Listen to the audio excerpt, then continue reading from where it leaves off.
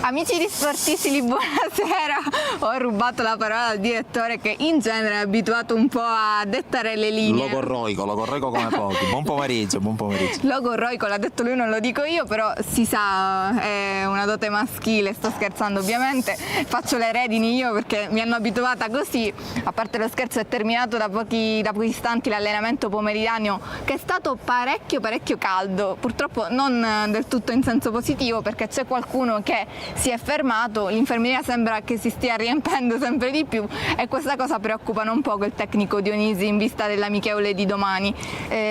A breve vedremo anche quelle che potrebbero essere le probabili formazioni, ma entriamo nel vivo appunto dell'allenamento, che si fa appunto anche sempre più interessante dal punto di vista tattico, perché sono state provati tanti schemi, anche dei tiri da fuori, insomma tanta carne al fuoco per quello che sta diventando un appuntamento appunto sempre più fisso e sempre più serio con le idee di Dionisi che stiamo scoprendo in questi giorni. Assolutamente, tanta carne al fuoco, motivo per cui vi invitiamo come di consueto a interagire con noi, naturalmente con una reaction qualsiasi voi vogliate, con un commento, con una condivisione della nostra live. Ricordo prima di entrare nel vivo i consueti appuntamenti 13 e 18:30 qui in live sulla pagina Facebook, sul canale YouTube di Sportissili TV, oltre ovviamente a seguirci su Instagram, su X, su TikTok, sul sito www.sportisili.it. Ricordiamo, diamo un piccolo cenno al fatto che domani, essendoci l'amichevole contro gli svizzeri, ho sempre questo voto di memoria sul nome della squadra, non seguiremo i canonici orari, cambieremo un po' qualcosa, un po' come abbiamo fatto sabato in occasione dell'amichevole contro la rappresentativa LND Sondrio, entrando appunto nel vivo della seduta che chiude la 10ª giornata di ritiro del Palermo qui al centro sportivo Acquagranda. Di cose se ne sono viste, intanto spunti tattici, sempre questo Palermo schierato con il 4-3-3, sempre con queste coppie, anche se una delle due si è scoppiata durante la fase finale dell'allenamento in difesa. Qualche piccola indicazione da questo punto di vista, perché per il secondo giorno consecutivo Peda ha fatto coppia con Nicolau, Lucioni ha fatto coppia con Ceccaroni, poi Ceccaroni grandi classici da un lato e esatto, le new entry dall'altro. Esatto, però sembra qua, io ho il sentore, voglio essere un pochettino più cattivello, quasi il sentore del passaggio del testimone. Poi vedremo ovviamente se sarà così o se sarà soltanto un modo così per provarli, visto che poi tra altre cose Lucioni, come vedremo a breve anche con le immagini in sovraimpressione girate per l'occasione, gestite dal nostro Anthony Massaro, si è staccato per fare allenamento a parte. Ceccaroni si è staccato per fare allenamento a parte, sì. Non è ancora al meglio, però ecco, la buona notizia è che si è allenato con la squadra dal punto di vista appunto tattico, ha provato gli schieramenti che a Dionisi sembrano appunto quelli più congeniali, quindi la coppia che conosciamo, che abbiamo conosciuto nella scorsa stagione, Lucioni e Ceccaroni, almeno per metà dell'allenamento. Poi Ceccaroni si è allenato a parte con il preparatore atletico, e dall'altro appunto quella dei nuovi arrivati che a nostro parere sembra anche quella più destinata a prendersi il posto da titolare, sia appunto perché le condizioni fisiche sembrano essere quelle migliori, sia anche perché comunque sembra che si stiano guadagnando entrambi la fiducia del tecnico Dionisi, anche se ovviamente è ancora presto per dirlo. Assolutamente, tra l'altro l'arrivo di Nicolau in un certo senso agevola anche il lavoro di Dionisi, soprattutto dal punto di vista delle scelte chiaramente tampone, chiaramente temporanee per le corsie esterne, perché ad esempio nel corso dell'allenamento odierno, nelle prove di 4-3-3, è stato schierato tra i terzini destri Simon Graves, non c'è stato bisogno di sacrificare tra virgolette Jeremy Bro o Samuele Damiani, che è stato tra l'altro uno dei giocatori che ha un po' allarmato, possiamo dire così, durante la seduta pomeridiana, visto che ha avuto un piccolo un contatto con Lucioni, nulla di grave per fortuna, solo un piccolo spavento. Stessa cosa Checco Di Mariano, anche lui a contrasto, si è visto bene con Roberto Insigne, però anche lì tutto è andato per il meglio. Dicevo appunto della scelta Poi dal punto di vista tattico quella forse un po' più intrigante è stata quella di piazzare Brunori un po' più defilato, tu l'hai visto meglio. Sì, Brunori defilato a tutta fascia, praticamente si è dato la pazza gioia in questo ruolo un po' inedito. Insomma, è un segnale del fatto che Dionisi sta provando veramente tutte le ipotesi, ne abbiamo parlato anche a pranzo con Anthony Massaro. Insomma, il modulo con gli esterni è quello più congeniale al mister, lo ha ribadito anche lui in sede di conferenza stampa, però ecco, non è scontato che le ali siano quelle che conosciamo e che abbiamo conosciuto anche lo scorso anno e che sicuramente hanno tutta la volontà di riscattarsi rispetto a quanto fatto lo scorso anno. Assolutamente sì, tra l'altro noi questa mattina parlavamo, anzi nello specifico tu ed Anthony parlavate dell'utilità di Thomas Henry, che in passato ha giocato anche in ruoli non esattamente da prima punta, ha giocato da esterno, ha giocato addirittura da terzino. Ecco là, anche in chiave futura, perché vogliamo anche un po' rassicurare, vogliamo anche un po' stemperare gli animi relativamente a Brunori, perché magari qualcuno in maniera più o meno velata accusa la stampa di volere Brunori lontano da Palermo, posto che naturalmente non è così, noi facciamo semplicemente il nostro lavoro.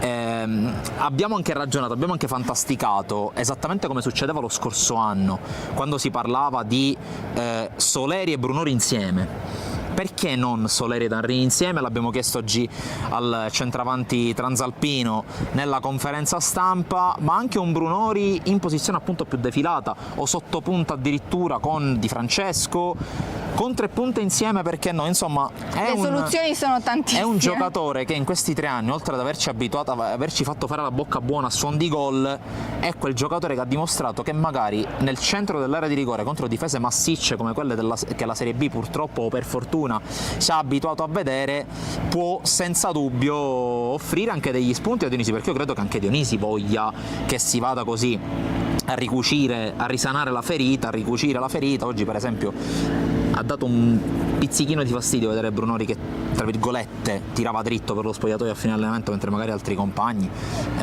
si sono soffermati con i tifosi. È chiaro che alla fine è un trend che va avanti da 10 giorni, i tifosi alla fine della seduta. Tra l'altro il rapporto tra i tifosi e Matteo Brunori è sempre stato un po' agrodolce in questa sua avventura al Palermo. Ovviamente non gliene facciamo una colpa al capitano né tantomeno ai tifosi. Ecco, è stato un rapporto caratterizzato da diversi fattori, qualche dichiarazione fuori posto, qualche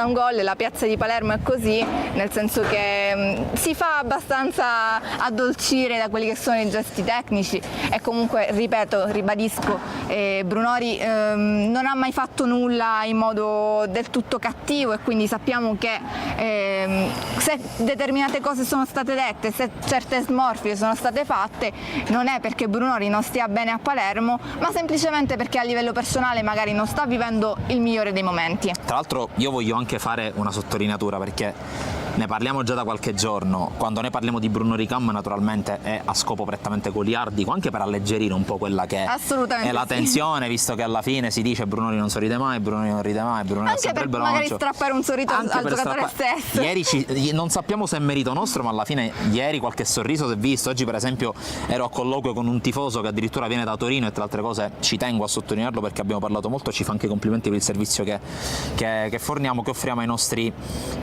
spettatori spettatori e followers, mi diceva ma sì, ma purtroppo questo è quello che emerge dalla stampa. Noi alla fine non scriviamo, né alla fine non parliamo per partito preso, soprattutto non parliamo per ciò che ci viene riportato, parliamo per quello che vediamo. Cerchiamo soprattutto di raccontare quello che è e quello che di bello avviene in questo ritiro, esatto. Perché andare incontro a quelle che sono eventuali scaramucce, eventuali rumors che poi magari non trovano conferma, non è giusto, anche per rispetto dei giocatori stessi e della dirigenza che ci mette la faccia, quindi insomma al momento ribadiamo come sempre che l'animo è sereno e ogni notizia di calciomercato deve essere comunque distaccata rispetto poi a quella che è la questione personale del giocatore. Anche perché bisogna dire che, tra altre cose, tranne qualche piccolo spunto prima del ritiro, di voci di mercato su Brunori non se ne sentono, anche perché io credo che sia proprio la sensazione, l'intenzione della società quella di porre... Se ne sentono, sono state allontanate, esatto, abbastanza dalla società. Lo ha detto De Santis in quello che fondamentalmente è il mantra a proposito della questione Brunori. Matteo Brunori fa parte del progetto del Palermo, virgola, nessun dubbio, punto. Parole e musica di Morgan De Santis. Chiara, io direi a questo punto... A proposito di voci di mercato, colgo l'occasione per leggere un commento arrivato su Facebook dal nostro tifoso Renato che ci chiede se è vero che oggi Pierozzi ha svolto le visite mediche. Assolutamente no, è una notizia che è stata smentita direttamente dall'ufficio stampa del Palermo, quindi possiamo con fermezza dire che non è così, anche perché nei precedenti casi, nel caso di Henry, nel caso di Nicolau, non sono mai arrivate smentite di questo genere, per esatto. Cui c'è massima fiducia in tal senso. Pierozzi non ha svolto oggi le visite mediche, non è dato sapere quando le svolgerà, la sensazione è che comunque ciò avverrà nei prossimi giorni perché la trattativa è avanzata e mancano delle questioni di piccoli cavilli burocratici, ma la sensazione è che prima o poi arriverà la fumata bianca. Anche perché noi abbiamo sottolineato alcune cose, ne parlavamo tra altre cose in casetta, mi piace chiamarla così, nei nostri momenti di riposo, di ricarica batterie tra un allenamento e l'altro. Pierozzi in questo momento farebbe fatica a trovare spazio nella Fiorentina, nonostante comunque abbia un allenatore come Palladino che dà molto sfogo, dà molto spazio agli esterni, perché a sinistra ci sono Biraghi e Parisi, a destra ci sono Dodò e Cagliode, quindi sarebbe eventualmente il quinto tra tutti, sarebbe il terzo sia a sinistra che a destra, quindi anche a lui, oltre che alla Fiorentina, farebbe comodo trovare una sistemazione altrove, perché comunque è un giocatore giovane, non più giovanissimo, e in tal senso ti manca un piccolo spoiler di quella che è la sorpresa che trasmetteremo, che mostreremo nelle prossime ore sui nostri canali, e quindi è un giocatore che penso abbia voglia di giocare a Palermo, può tranquillamente farlo, perché noi per il momento parliamo di Nicolau, di Ceccaroni, di Lucioni, anche di Achidea potrebbe essere adattato a centrale, ha tutte le caratteristiche, le doti per farlo, quindi Pierozzi potrebbe essere utilizzato a destra, anche a sinistra, riadattato. Fermo restando che però il Palermo adesso attende l'arrivo di Lund, che probabilmente si aggregherà alla squadra a questo punto direttamente a Manchester, e poi si vedrà il resto, insomma. La sensazione è che insomma il matrimonio sia già fatto, però ecco, aspettiamo quello che è il sì, appunto. Attendiamo la partecipazione a questo punto. Assolutamente sì. Tornando invece all'allenamento, c'è un volto che non abbiamo visto, che è quello di Ranocchia. A sorpresa il centrocampista ha dato forfait, non è dato sapere se sarà disponibile per l'amichevole di domani pomeriggio, e non c'è stato detto neanche che tipo di problema fisico abbia, e sta di fatto che non si è visto in campo, si è visto a bordo campo insieme allo staff medico, ha assistito alla prestazione dei compagni, però ecco, non è a disposizione allo stato attuale di mister Dionisi. Esatto, Ranocchia, che tra altre cose si fregia di essere stato l'autore del primo gol della stagione del Palermo contro la rappresentativa LND Sondrio, è un'assenza che, qualora venisse confermata in vista appunto dell'amichevole di domani contro la compagine svizzera, aggraverebbe ancora di più quello che è il bollettino, in particolare del centrocampo, perché non dimentichiamo che anche oggi Stulaz non si è neanche visto al campo di allenamento. Segre anche oggi ha fatto, e anche qui chiedo ausilio alla regia di mostrare quella che è stata la, chiamiamola passerella di Jacopo Segre, dal tunnel degli spogliatoi fino alla palestra, che è adibita, è stata ricreata sulla pista di atletica del centro sportivo Acquagranda di Livigno, e quindi per il momento è un centrocampo ridotto all'osso. ciò vuol dire maggiore spazio anche per eventuali esuberi come Samuele Damiani e come Jeremy Bro. Vedremo anche quella che sarà la gestione e vedremo anche quello che sarà il comportamento del Palermo sul mercato.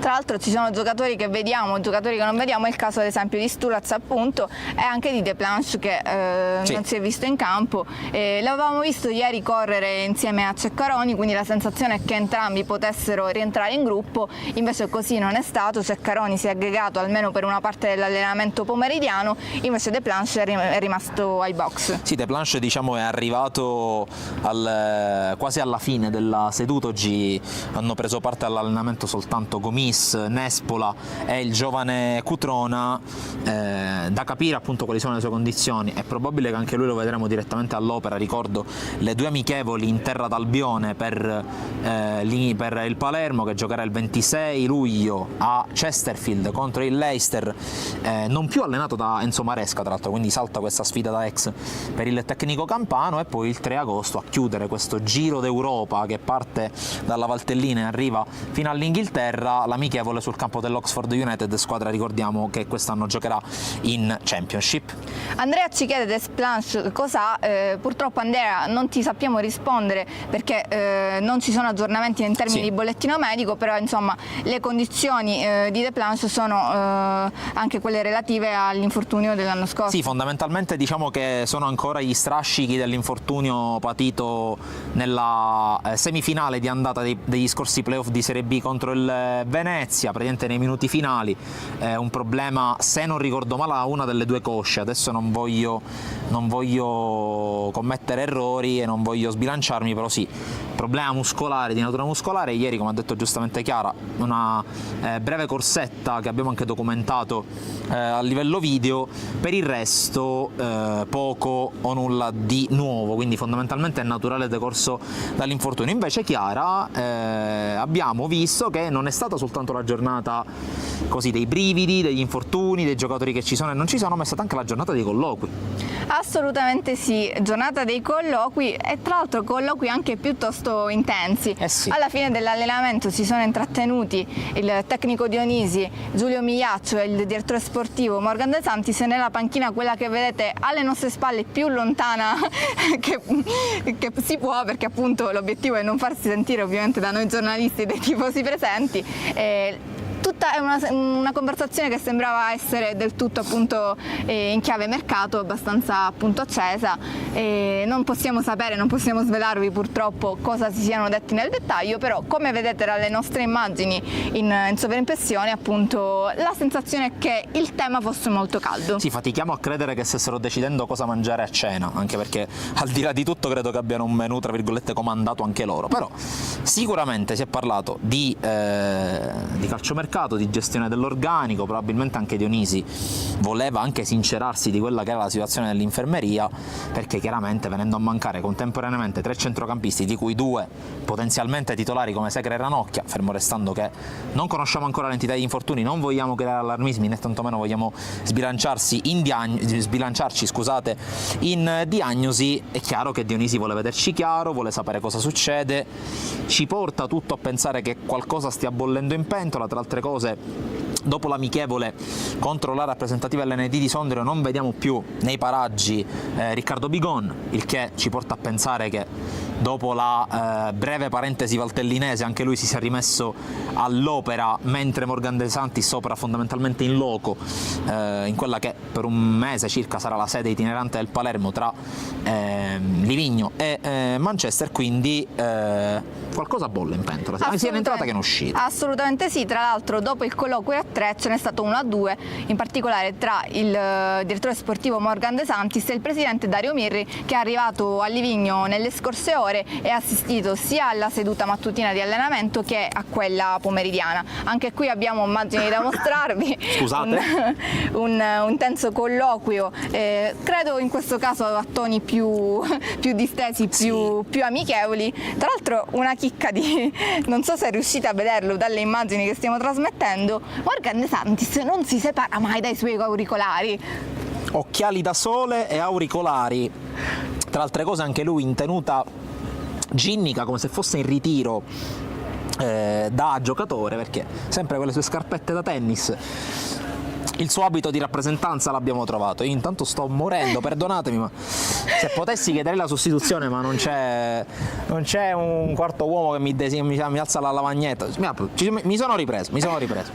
Assolutamente. Era già pronto Anthony che stava facendo stretching, diciamo. Assolutamente no, rimaniamo, non abbiamo infortuni perché ci bastano quelli del Palermo. Ci mancano gli infortuni diciamo in campo. Esatto, non ci aggiungiamo a questa lista di infermeria, andiamo avanti. Assolutamente sì, perché passeggero. Un malanno passeggero. A parte gli scherzi, vi ribadiamo, abbiamo visto Morgan De Santis e il presidente Mirri, probabilmente il presidente assisterà anche all'amichevole di domani, perché sappiamo che è il primo tifoso del Palermo e quindi sicuramente vuole vedere all'opera i suoi beniamini, e quindi l'appuntamento è a domani alle 15.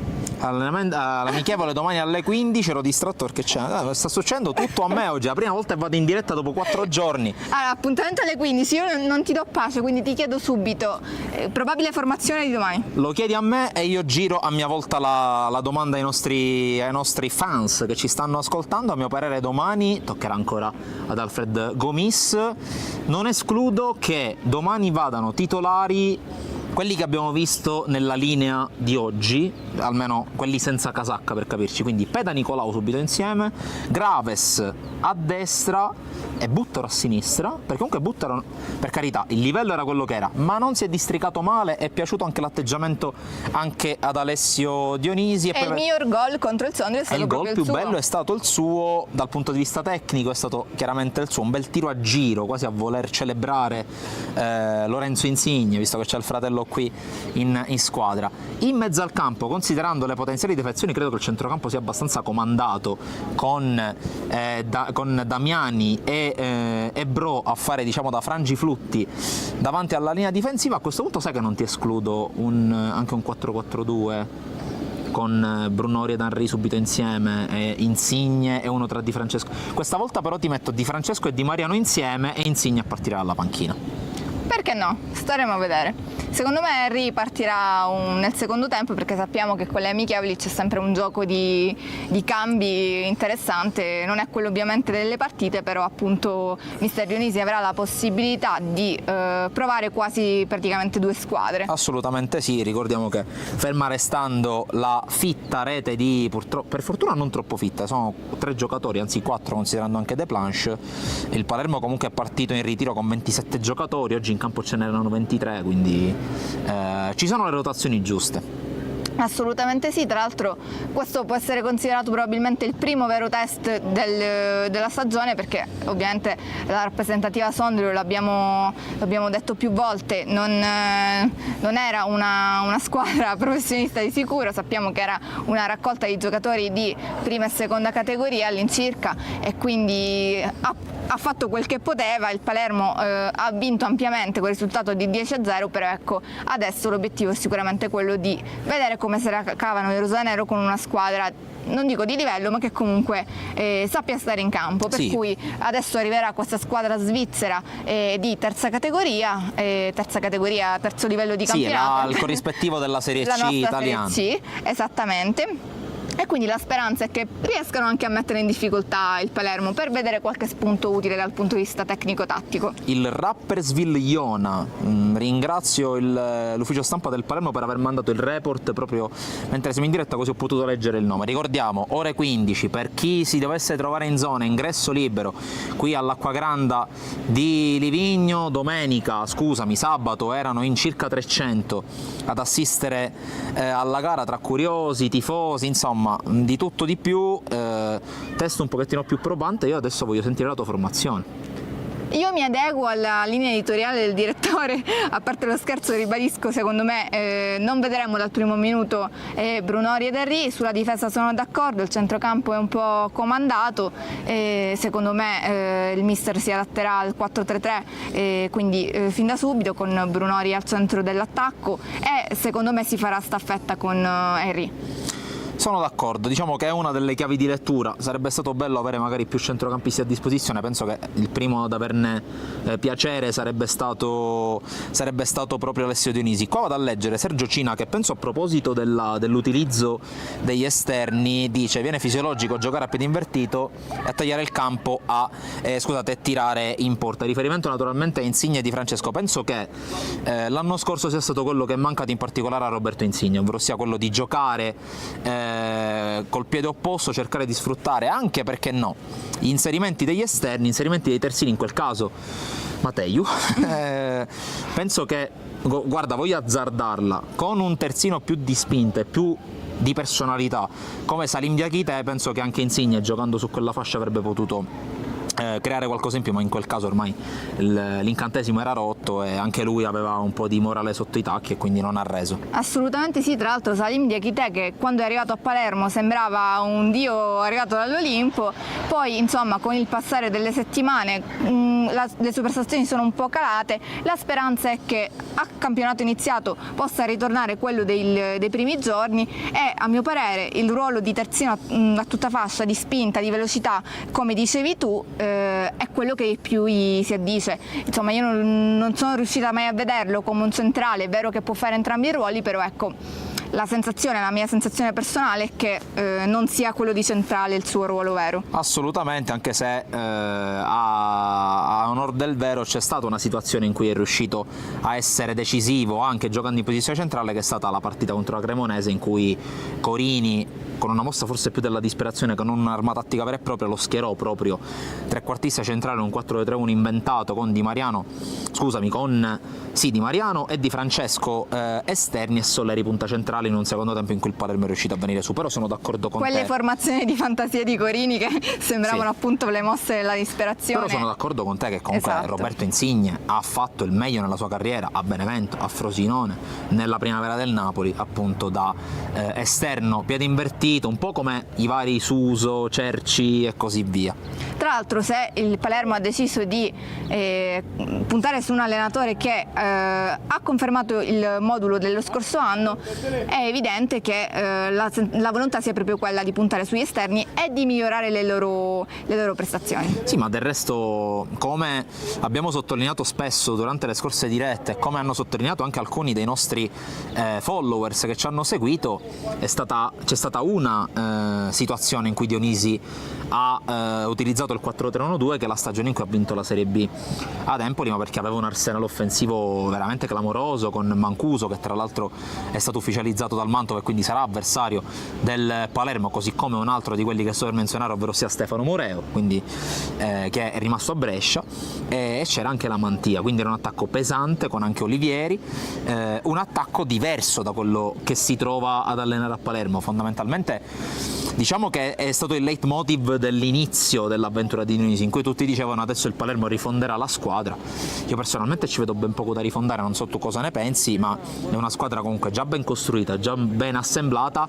Se troverà le motivazioni giuste, se troverà l'alchimia giusta e se troverà anche il giusto feeling con la piazza, perché lì è stato bravo Dionisi a dire qui non c'è pressione, c'è passione, e allora giocatori che hanno, va detto, underperformato l'anno scorso potranno ritrovare la loro giusta dimensione nella prossima stagione, con un allenatore che comunque, a differenza di Corini, imprime un certo gioco. Assolutamente sì, fin dalle parole di Morgan De Santis e di Alessio Dionisi in sede di conferenza stampa di presentazione è apparso chiaro che la volontà non era quella di rivoluzionare, ma di migliorare, puntellando quella che era la rosa attuale. Tra l'altro in questo ritiro sono tornati dei giocatori che non fanno parte del progetto, senza girarci troppo intorno, e che usciranno, e quindi è chiaro che facendo spazio nella rosa, dati quelli che sono i limiti imposti dalla Lega, si andranno a inserire dei giocatori che punteranno ad alzare il livello della rosa.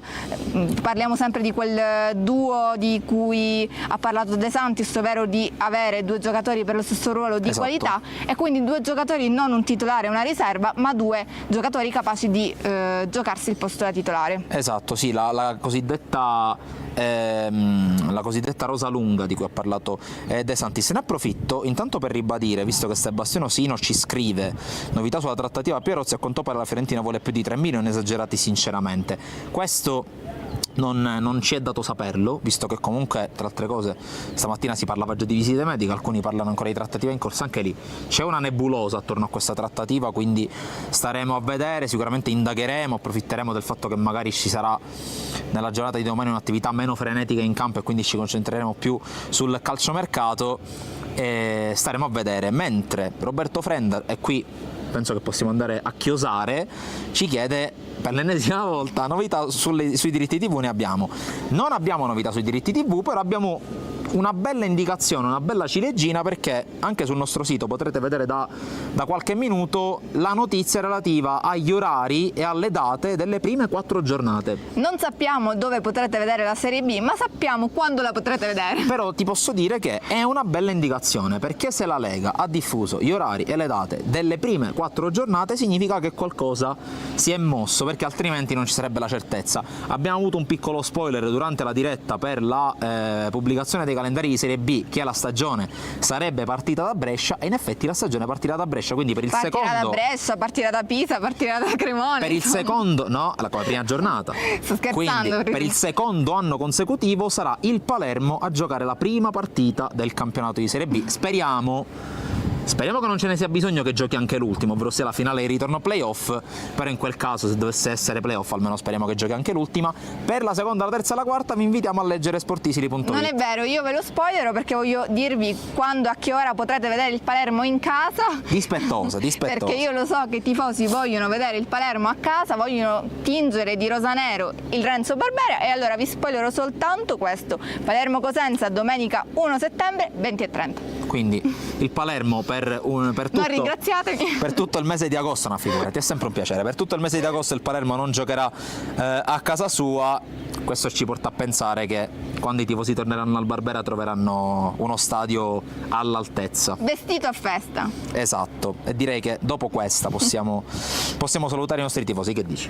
Perfetto, allora appuntamento domani alle ore 14, cambiamo per questioni tecniche l'orario soltanto per domani in virtù dell'amichevole, quindi andremo in diretta nel prepartita e poi ovviamente nel post partita per commentare la prestazione dei rosanero.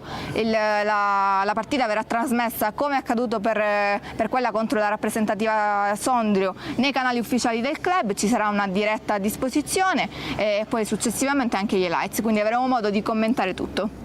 Quindi non mi resta che ribadire il mio invito a seguirci, oltre che su Facebook e su YouTube, che sono i nostri canali di riferimento per la trasmissione di Sportisili Away.